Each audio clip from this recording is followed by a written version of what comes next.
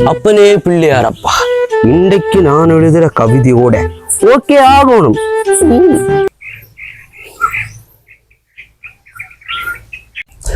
என்ற பிள்ளைக்கு எவ்வளவு ஆர்வம் இப்ப படிப்பில்லை. ஓயல்ல தான் அவன் தடுமாறி ஒரு மாதிரி பாஸ் பண்ணி போட்டான். ஆர்ட்ஸ் தான் படிக்கிறான். ஆனா அவன் இனி திரையே எடுக்கிறதுலாம் குறியா நிற்கிறான். விடமாட்டான்.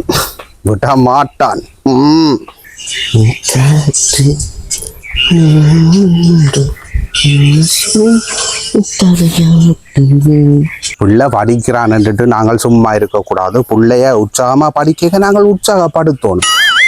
பொரியன் என்ன படிக்கிறான்ன்றதே ஒரு போய் பார்ப்போம். எனக்கும் பெருமானே. ஆனா அவன் தெரியல குறியாத்தான் இருக்கிறான். என்னவன் பாட்டு பாடி கேட்கிற மாதிரி கிடக்கு. இருக்கா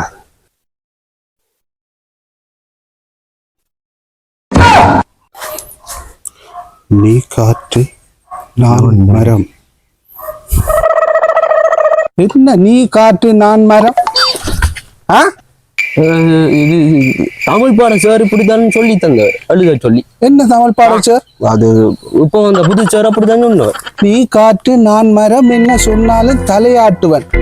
அடே இது நாங்கள் அந்த காலத்துல கேட்ட பாட்டு எங்களுக்கு எவ்வளவு கை கொடுத்த. அதெல்லாம் உனக்கு என்னத்துக்கு? இதெல்லாம் நீ படிக்கிறியோ? நான் உன்னை எவ்வளவு நம்பினேன். அப்ப நீ திருகிய எடுக்க மாட்டியோ? போட படிக்கணும். படிக்க சொன்னா என்ன நடக்குது?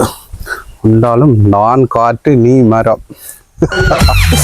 இன்னொரு பாட்டு 1998 வேண்டாம்.